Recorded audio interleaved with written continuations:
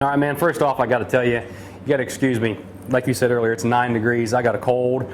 I got a Halls in. Who knows? Maybe they'll be my next sponsor. The more I stay in the north, the more I think I need it.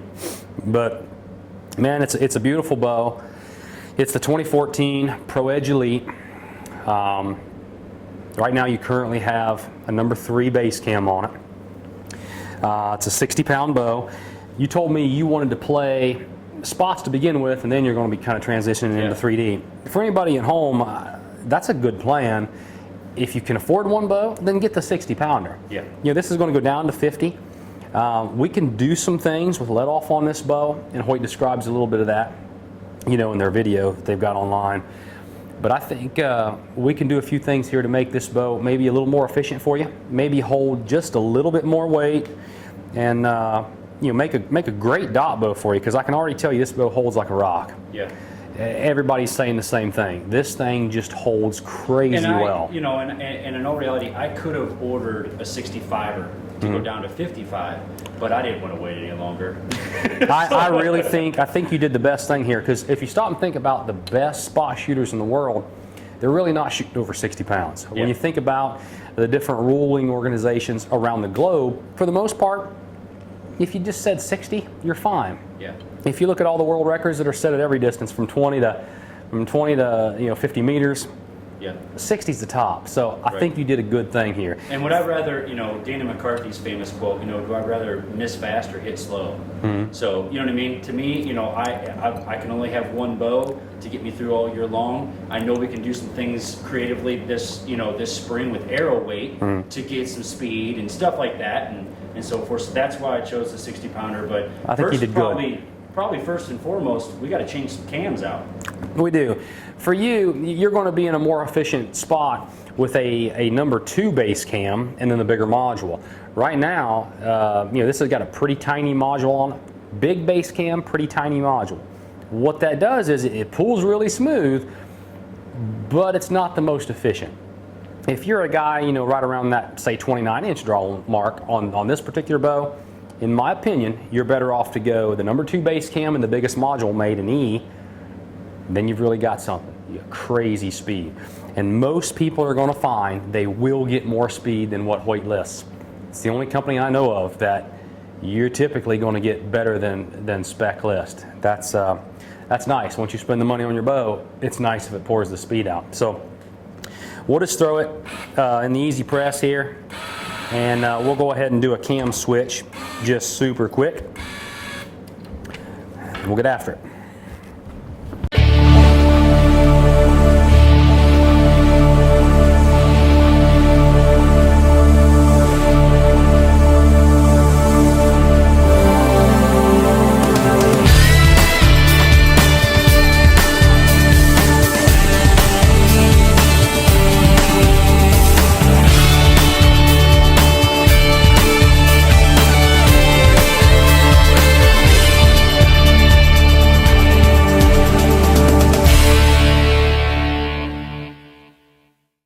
First thing I want to say is I would absolutely take your bow to a Hoyt Pro Shop to begin with. A good Hoyt dealer is going to tell you right off the bat, a guy like in your situation, you'd probably been better off with the smaller base cam and the bigger module.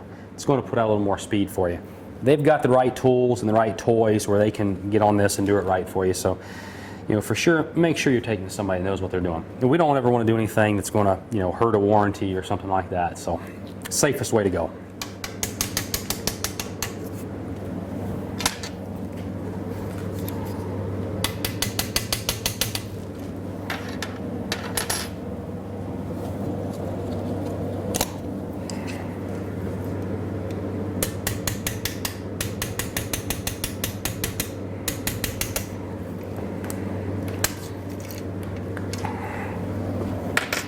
Now, you've been working on a Mathews bow for 17 years. This looks like it's just like second nature to you. Well, a lot of people may not know, but you know, I've shot for 31 years, and of course back then everything was a 2 cam, and I did a lot of my own bow work, and I helped out in a couple of shops, and I worked around some good archers that helped me out with a lot of things. So learning things like tiller tuning the bow and creep tuning it, and adjusting the cam lean and all that sort of thing back in 2 cams way back in the day, I'd known forever.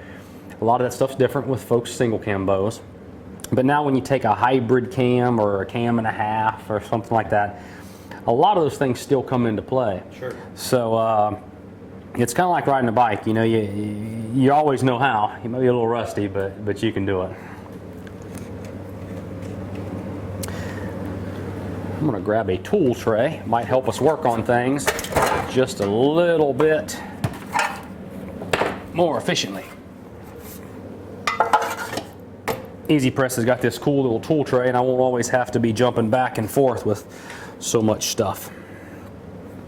Okay, now you talked about some cams, and you had several different ones you want to choose from. Obviously, this is the new Z5 cam. I think we have a new set of number 2 base cams. I'm going to grab them, and we'll go ahead and start the switch. I just wish I could find one place that has everything I need in archery. That's too much to ask.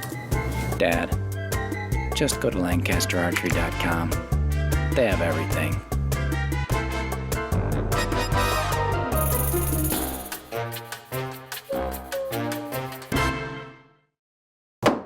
Landon! I am just a baby.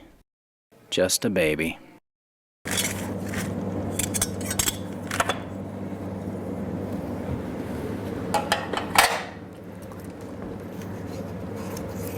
Should we have a safety net underneath of this thing For my bow? Oh! Nah, I think we're in good shape. Nah, I think we're in real good shape. I did this a couple of times, so I think we're all right. Levi can wear his white Costas as long as I can have my white bow.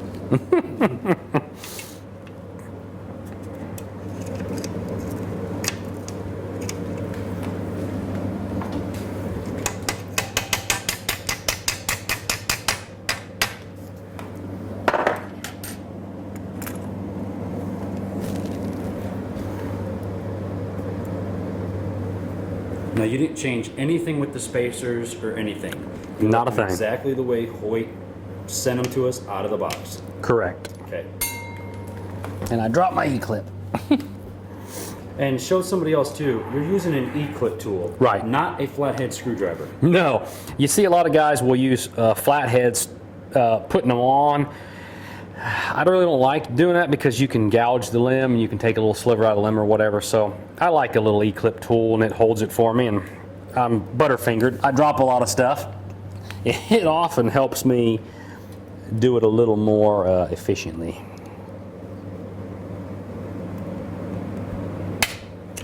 I hear it snap on, I'm in good shape. I have been engineered to be launched from today's high-performance shooting equipment. I must withstand and deliver over 80 foot-pounds of energy, shot after shot after shot, powering through hide, flesh, and even bone. From the tournament trail to the trail head, when I return to my quiver, I'm still straight. I am Gold Tip, the toughest arrow you will ever shoot. All right, so you probably noticed a lot of string companies, better string companies, are going to paper clip their strings together, or they're going to wire tie 'em or zip tie 'em or whatever, and there's a really good reason for that. Like on an ABB string, they are set to ASTM standards. That means they're measured at a certain length and pulled under a certain poundage of tension. Once that's done, they need to be set, paper clipped, or somehow set in that configuration so they don't change. So when you see somebody take a set out, you really got to be very careful that when you're popping off the paper clip, to keep that amount of twist in them. You don't want any amount of twist going in or out of that set. That helps keep your strings in the configuration that they really should be, that they were built in. That's important. Now, you'll notice a lot of people may not always change an entire set of strings and cables at one time. I can understand why some shooters will do that. Sometimes they've got a system that is working so well and shooting so well for them, they're a little scared to change all at once. If you're going to do it that way, I would suggest changing out the string first, and putting a few arrows through it, maybe 100 shots, then changing out your control cable, then maybe changing out your bus cable. Now on something like a set of Platinum, they are set to either the factory standards or to the standards that we'd come up with working with the pros of where they think the best setup needs to be for length. Sure. I would not be afraid to just convert my whole set over to a set of Platinums. I don't think that you're going to gain nor lose a tremendous amount of whether it be poundage, draw length, brace height, any of that when you convert over to Platinum. So, but otherwise, maybe it's not always a bad idea to just change one at a time over a period of a few days.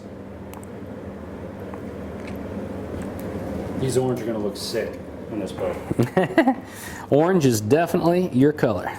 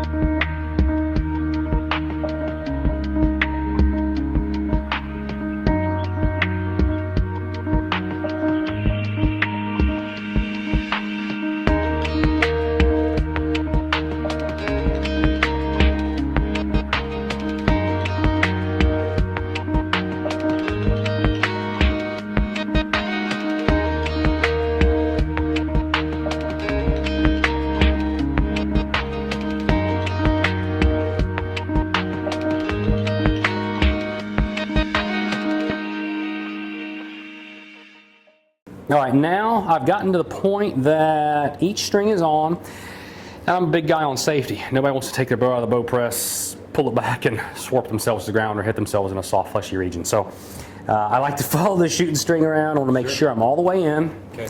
I want to follow the bus cable around. I want to make sure I'm in. I want to follow the control around. I want to make sure that I'm in. And you're holding pressure up with the string? Yeah, I'm holding pressure on it. My split yoke's on. My control cable's on the back side, and my shooting string is all the way around. So I'm going to slowly start putting pressure back on the bow. Hey, real quickly, for those that are home and that, we can advise somebody to take their stuff to a pro shop all day till we're blue in the face. Sure. But more and more people are doing this kind of work at home. More and more people are buying stuff like an Easy Press and buying whatever tooling they need to do it themselves. And this is not some shameless plug for Easy Press. How these things are such a time saver, and they're so versatile. Oh yeah. And I mean, if there's one product that you're not ripping out of my man cave, it's my Easy Press. Oh yeah. Cut it out. And I'll show you to the extent that you're not ripping it out of my cave. If you don't mind, you can grab the camera and swing it over here, and I'll show you. Now, this is your toy, and it's beautiful, and I love it. But this is the toy that I'm going to build in a little bit. And this is the new 2014 purple Pro Comp, so I'm excited to get this one put together. And you see, I've got the same Easy Press manual. So I can turn it straight up and down, and I can work on it vertical. I can turn it horizontal and all that good stuff. And that's not a plug for Easy Press by any means. I mean, no offense, guys, but it's so fast and it is so easy. And I've got the tool tray. I pulled off of this one and popped over here. I can do bows that are past parallel limbs. I'm not affecting the riser in any way. I'd tell folks at home, if you go to your local pro shop and they snap your bow into some kind of press and they're touching the riser, that's bad. Okay, you definitely, with just a slight amount of pressure, can bend a lot of risers. You can look at some risers. Our risers at Hoyt, very, very stiff, very, very stable, very tough, but you're going to see a lot of risers that are extremely thin all through the center sections, and they're going to bend easy. You're just going to wonder why there's trouble tuning them. You're going to wonder why there's cam lean and wonder why you're having issues. And if you end up sending it back to the factory, they might put it on something like a granite table and end up calling you back and say, "Oh, your riser's bent. What'd you do to the riser?" It could have been a bad bow press. So that's why I like the Easy Presses. So.